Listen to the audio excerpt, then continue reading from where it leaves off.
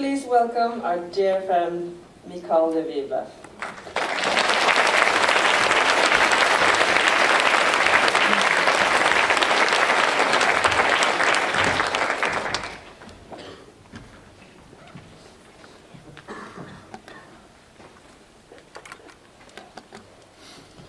Thank you. Thank you for inviting me. Leonard Cohen sings in his song anthems the refrain, "Forget your perfect offering. There is a crack in everything. That's how the light gets in." And I would change that slightly to say, there is a crack in everyone. That's where the light gets in.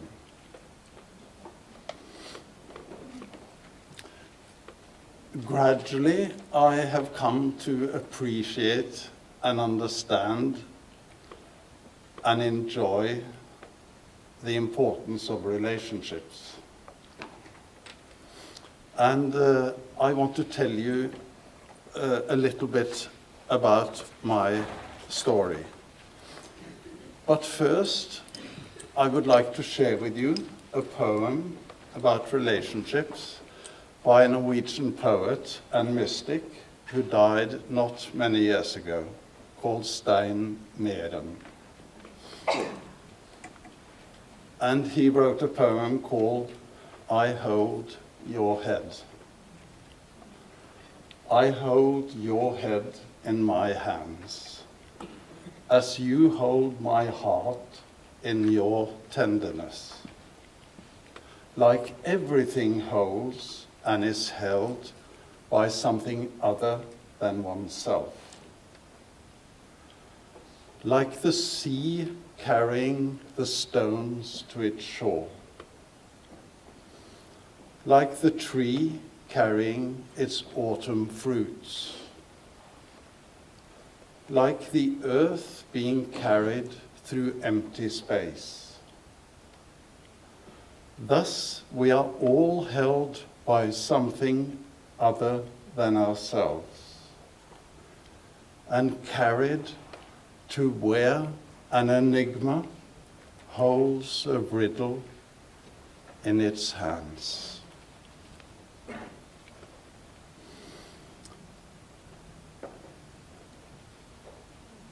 The word relationship comes from the Latin word religare, which means to reconnect.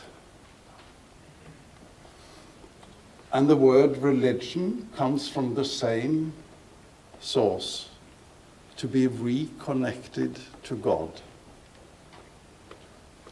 So I think this fundamental longing for connection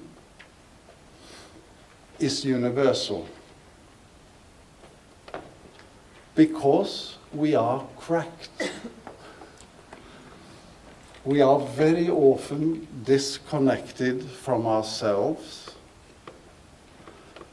We are disconnected from each other, and we are disconnected from the world. And we all need to be reconnected.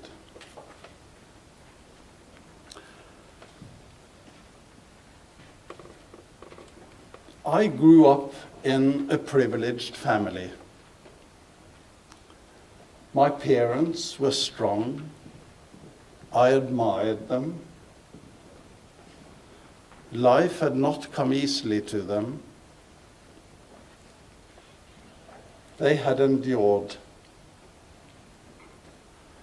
And from very early on, I wanted to become like them.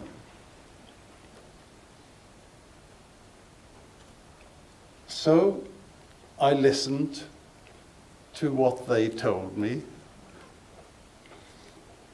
And as a little child, I could not distinguish the outer reality from the inner reality. So when my parents were upset or frustrated, I did not understand that it was their frustration, their distress.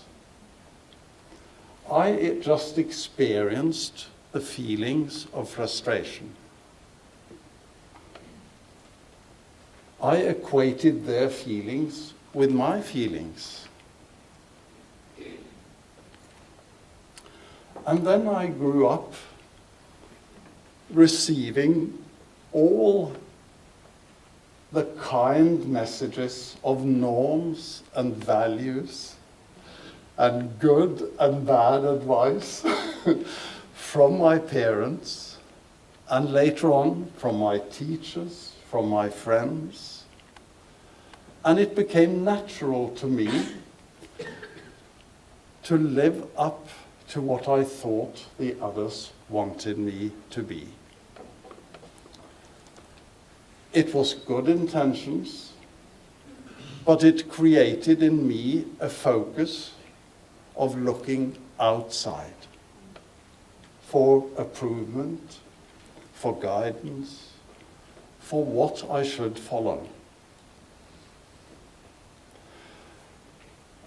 I can never remember my parents telling me to choose a specific occupation. But when I chose to study hard, to get good grades, it met with their approval. And when I chose to study medicine, I observed that they approved that choice.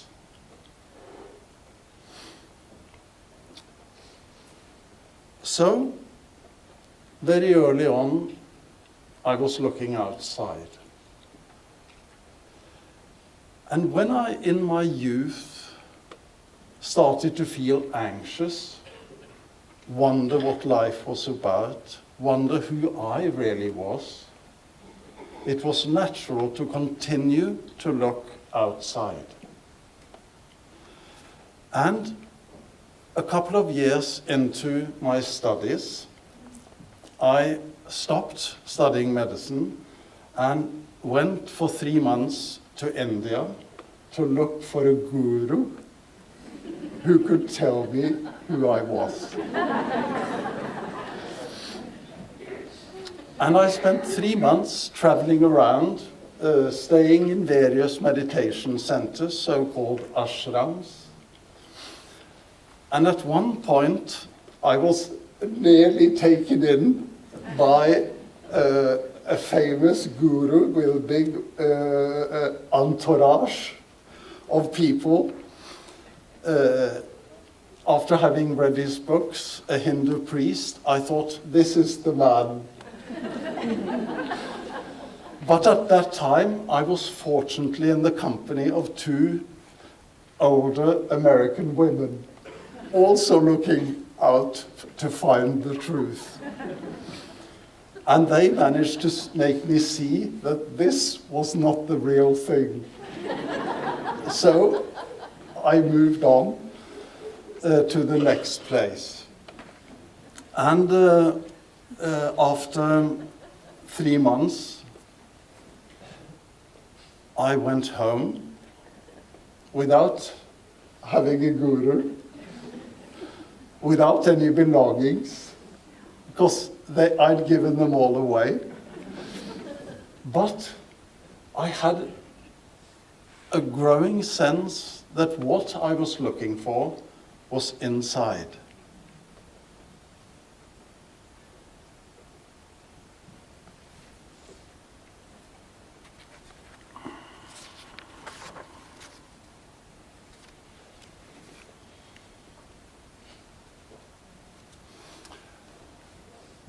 As years have gone by, I realized that I'm still cracked. And the light still has some problems of coming in.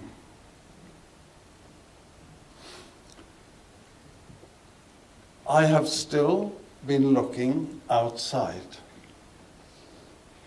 And after years of meditation practice, I realized that my practice has really been self-centered.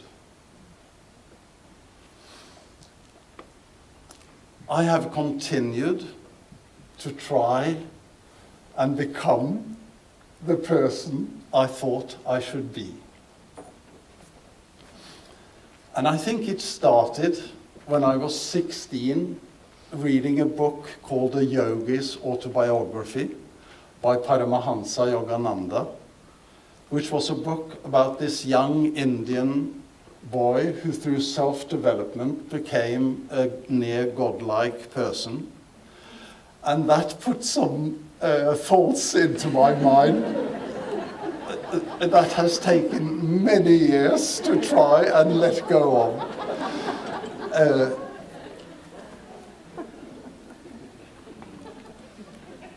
And I'm still not quite rid of them.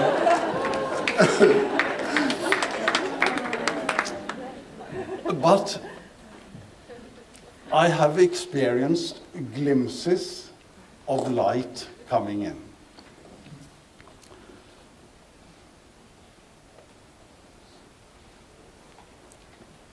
And it has fueled a longing for connection. A longing to be connected to myself and to others. But I still hadn't learned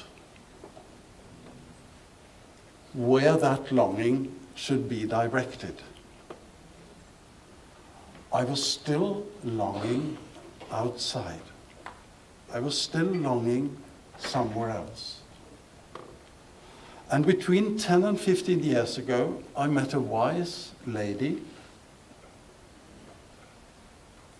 and she said to me, because I told her that every time I went on a long retreat, my wife got very insecure, and she thought I was not coming back. And this lady told me, it's no wonder that she feels insecure. You're always longing for somewhere else. And she said, if this situation you're in is not good enough, which situation will be good enough? If this moment is not right, which moment will be right?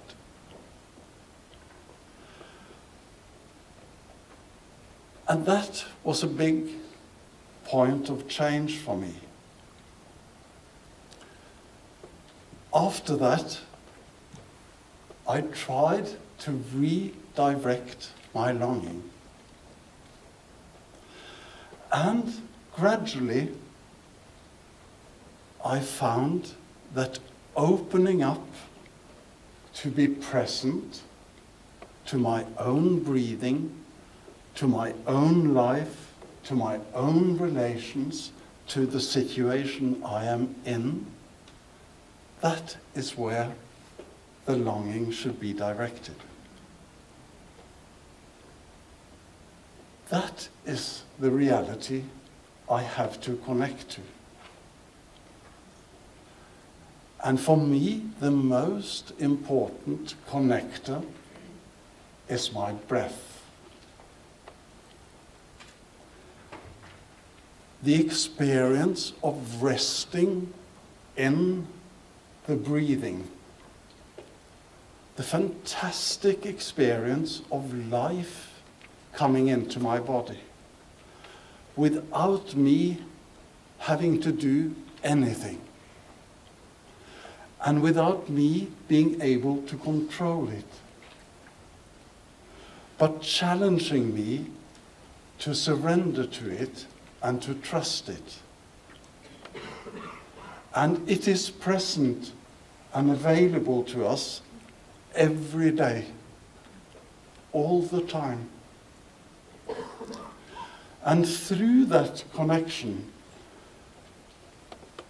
it becomes like a guiding star for whether I am here when I face other people and when I face the situation I'm in. So, my journey has been long, but somebody told me many years ago that the detour is the quickest way. You have to walk the road you're on. It's no good thinking you have to choose another road. And gradually, I've seen that it is enough returning to the beingness, what we all share, and what we've had so many really good insights to in this conference. And it is there, so visible in the small children. They have the ability to be, but gradually we become disconnected from ourselves, and then we become disconnected from each other and disconnected from the world. So I will leave you with a little poem, also by the same author.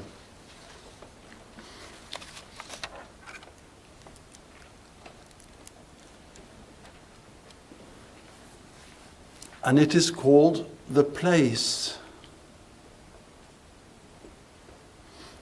Before, I was always longing for somewhere else. There were always things I wanted to own, places I wanted to see, lives I wanted to live.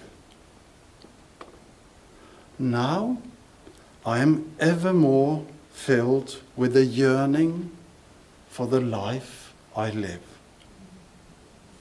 rayed by sadness for all that I have loved and lost.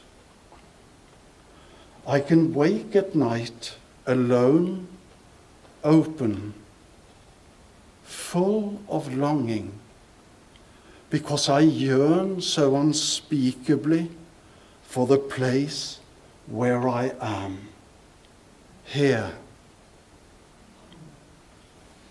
Thank you.